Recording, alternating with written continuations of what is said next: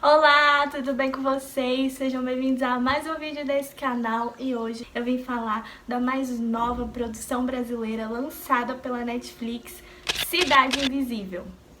Como amante do cinema nacional, assim que a Netflix lançou Cidade Invisível, eu fui correndo assistir e então eu decidi fazer esse vídeo para falar um pouquinho como a série funcionou como representação cultural e folclórica do Brasil. Então, antes de mais nada, vamos de sinopse de Cidade Invisível. A série conta a história não só, mas principalmente de Eric, que é um policial ambiental, que logo que a esposa dele morre, e isso não é um spoiler porque acontece logo no primeiro episódio, decide investigar a morte dela. E logo que ele começa a investigar, começam a acontecer coisas muito estranhas na vida dele, de forma que as representações folclóricas começam a aparecer pra gente aí. A Gabriela, que é a esposa do Eric, ela tá numa festa junina com a filha dela.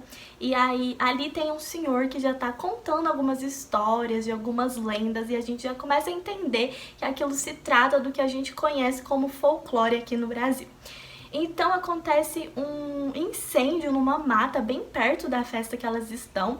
E mãe e filha se envolvem nesse incêndio e Gabriela acaba morrendo. Quando o Eric decide investigar a morte da esposa, ele vai até a praia e ele encontra um boto morto na praia. E assim, de imediato a gente acha estranho, porque a gente não tá acostumado com um boto no mar, né? Mas sim na água doce. Mas a gente finge que não viu e segue vendo a série, né? Então, a partir desse enredo, o Eric vai começar a se deparar com várias entidades folclóricas que vão ditar o futuro dele dali pra frente na série. Agora eu quero falar um pouco sobre o que eu gostei e o que eu não gostei na série, o que eu achei muito interessante e relevante e o que eu não achei.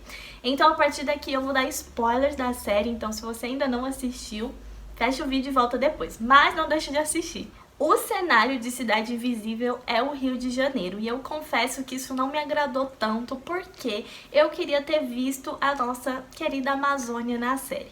Mas esse também não é um fato de todo mal, já que a série vai mostrar um Rio de Janeiro que a gente não está acostumado a ver nos filmes, nas novelas e nas séries em geral do Brasil.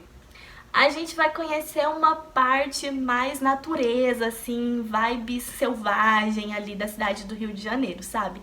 E eu não sei se a Netflix fez isso pra chamar a atenção dos gringos que só conhecem do Brasil Rio de Janeiro, mas a gente sabe que muitas das lendas que a gente conhece do folclore brasileiro se passam no norte do país por conta de serem provenientes de povos indígenas que habitam outros espaços, mas não o Rio de Janeiro. Um ponto muito interessante da série foi a forma que os personagens foram atualizados para a nossa realidade. Isso fez com que a gente se sentisse mais próximo e entendesse como seria se essas lendas vivessem nos dias atuais. O Saci Pererê, ele é um garoto que mora em uma ocupação no Rio de Janeiro, então ele é um personagem marginalizado que, assim como as outras pessoas que vivem ali na ocupação com ele, não tem um lar. Além disso, uma das pernas do Saci é uma perna mecânica, então para que ninguém saiba assim que ele é o Saci Pererê e que ele não tem uma perna, né, que nem conta a lenda do Saci, ele anda ali disfarçado com a perninha mecânica dele pela cidade. O Curupira, quando ele tá na cidade também, ele anda de cadeira de rodas, porque de acordo com a lenda, ele tem os pezinhos para trás, né? Então, quando ele não se transforma no Curupira, ele não consegue se locomover se não for por meio de uma cadeira de rodas. A Cuca, de acordo com a lenda que a gente conhece do Monteiro Lobato, ela é uma mulher que se transforma num jacaré pra assustar as criancinhas boazinhas. Mas na série ela se transforma numa borboleta. Também vai trazer a ideia de que a Cuca é uma bruxa e não um jacaré, que nem a gente estava acostumado quando era criança assistindo o Sítio do Pica-Pau Amarelo. Um outro ponto que a série aborda é a questão da preservação ambiental. Como eu já disse, o Eric, ele é um policial ambiental e a Gabriela, a esposa dele, ela é uma das pessoas que lutam pela preservação de um espaço ali que alguns dos personagens vivem. Esse espaço é um espaço bem próximo da natureza, que contém rios E aí existe a construtora que tá querendo destruir tudo, desmatar toda aquela floresta para poder construir um big hotel. Nada muito diferente da nossa realidade, do que a gente já está acostumado, né? Isso tá realmente muito próximo do que a gente é acostumado a saber, que cada dia mais o homem quer desmatar os lugares que ainda tem natureza para poder ocupar. Então, ao meu ver, esses são alguns dos pontos positivos da série. Eu assisti até o final não só porque a trama me prendeu bastante, mas também por conta de ter abordado esses assuntos, de ter tido essa atualização nos personagens que eu achei bem bacana.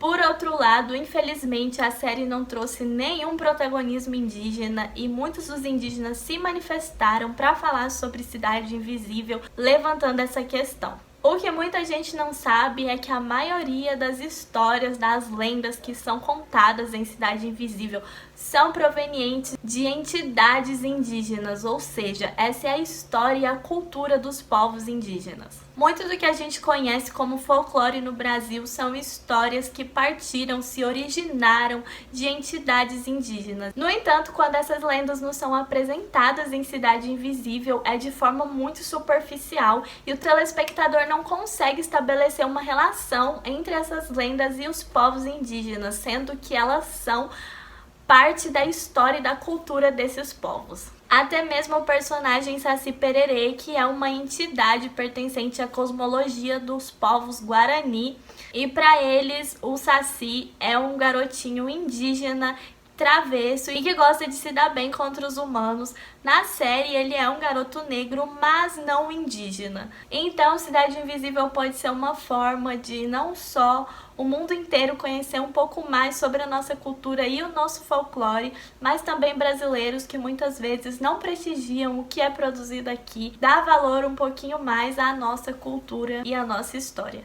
Mas fica aqui o nosso puxão de orelha para que, se a dona Netflix fizer uma segunda temporada, que ela busque valorizar um pouco mais as culturas indígenas e não só coloque protagonistas indígenas na série, mas também coloque esses povos à frente da criação da história. Já que quando a gente fala em lendas folclóricas, a gente está falando sobre a história e a cultura desses povos. E ninguém melhor que eles para nos contar direitinho, né? Se você ainda não assistiu Cidade Invisível, vai correndo agora assistir. Eu fico aqui ansiosa pela segunda temporada e pelo que vem por aí. Além disso, tô torcendo para que mais pessoas prestigiem Cidade Invisível, inclusive brasileiros. Eu vi que a série estava no top 10 nas últimas semanas no Brasil, mas não só no Brasil, como outros países como Estados Unidos, México, Itália, França. O que me deixa muito feliz de saber que o mundo inteiro está conhecendo sobre as nossas histórias e a nossa cultura. Mas assistam principalmente para cobrar da dona Netflix que, se ela fizer uma segunda temporada, que dessa vez ela não deixe de fora o protagonismo indígena. Muito obrigada a todo mundo que assistiu o vídeo até aqui. Curte o vídeo se você gostou. Indique esse vídeo para aquela pessoa que ainda não assistiu Cidade Invisível e você acha que ela deve assistir. Ou então para aquela pessoa que assistiu e você quer mostrar para ela no que a Netflix pecou, quais foram os pontos positivos e negativos da série. Se você gostou desse vídeo, se inscreve no canal e em breve eu volto. Um beijo e tchau!